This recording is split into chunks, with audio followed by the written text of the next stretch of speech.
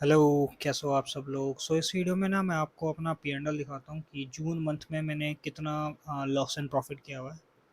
अपन funds में जाते हैं। फंड्स में जाने के बाद व्यू स्टेटमेंट पे जाते हैं।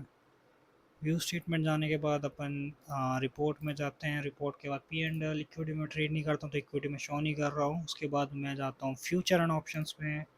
उसके बाद अपन डेट सेलेक्ट करते हैं। सेकंड से कर रहा हूँ क्योंकि फर्स्ट से ये हो नहीं रही है। अगर मैं एक बार फर्स्ट से दिखाता हूँ आप लोगों को। फर्स्ट से करता हूँ तो फिचिंग एरर आ रहा है क्योंकि शायद मैंने सेकंड से अकाउंट में पैसा डालते इसलिए कुछ उसकी वजह से हो रहा है। पर अगर सेकंड से कर रहे हैं तो ये शो हो रहा है। तो अपन ने लास्ट मंथ जो जून मंथ में जो ज़ीरो में पैसे जो हमने कमाए हैं वो कमाए 5,500।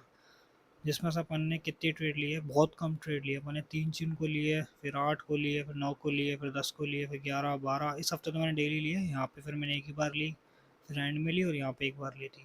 कुल मिला के मैंने शायद 5 6 7 8 सिर्फ 9 ट्रेड लिए पूरे महीने में।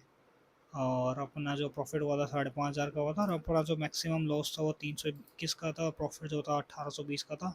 ये मंथ बिल्कुल सही था क्योंकि मेरे को ज़्यादा ट्रेडिंग करनी नहीं थी यहाँ से। मेरे को ज़्यादा फोकस जो मैंने कर रखा था वो अपना बिटकॉइन क्रिप्टो करेंसी में कर रखा था। ठीक है, इस वाले अकाउंट में तो इस वाले अकाउंट का भी मैं शो कर देता हूँ। अपन P&L में गए। P&L में जाने के बाद अपन ने यहाँ से कस्टमाइज़ किया। कस्टमाइज़ में अपन ने जून मंथ लिया।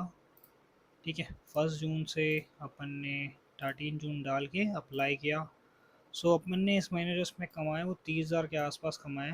ठीक है, और 55% अपना विनिंग परसेंटेज था। एवरेज प्रॉफिट जो हर ट्रेड में रहा हुआ है 1 लाख सॉरी 1,700 रहा है, और एवरेज 820 का रहा है।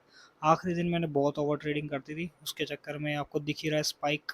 मुझे लगा था मैं इसको 40 बना दूंगा क्योंकि ये कुछ 35 समथिंग था, 34 35 समथिंग था।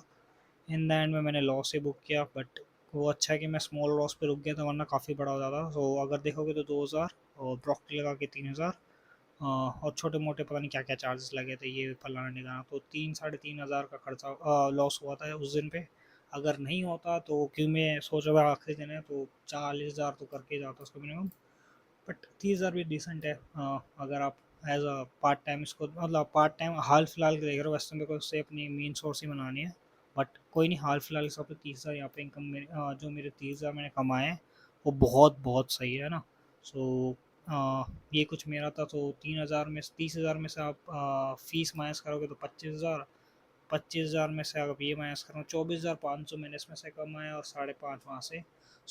कुल मिला के ओवरऑल मैंने 30,000 का प्रॉफिट किया इस महीने में, जून के महीने में जो बीत चुका है। और अपन अगर उससे पिछला महीना देखें अपन ने कितना कमाया था मेरे को याद नहीं। मेरे हिसाब से इतना ही था। पर चेक कर लेते हैं एक बार। मई मई में गए। मई में अपन ने 1 तारीख चूज़ करी। उसके बाद मई में गए। मई में 30 तारीख चूज़ करी। आ, उस महीने में अपन ने 17,000 कमाए। सही है, अपन पेशेंस है, और अपन ने प्रॉफिट थोड़ा ज़्यादा कमाया क्योंकि उस टाइम मैंने लॉस बहुत बड़े बड़े लिए थे।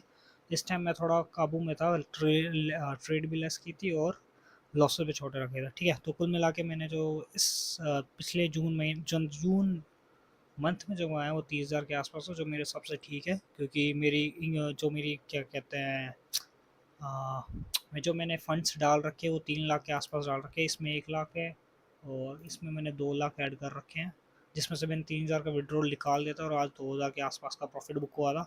ठीक है, बाकी मैं हर महीने अपनी प्रॉफिट एंड लॉस की डालता रहता वीडियो। अगर अच्छी लगी तो लाइक कर देना। Okay, bye bye, thank you.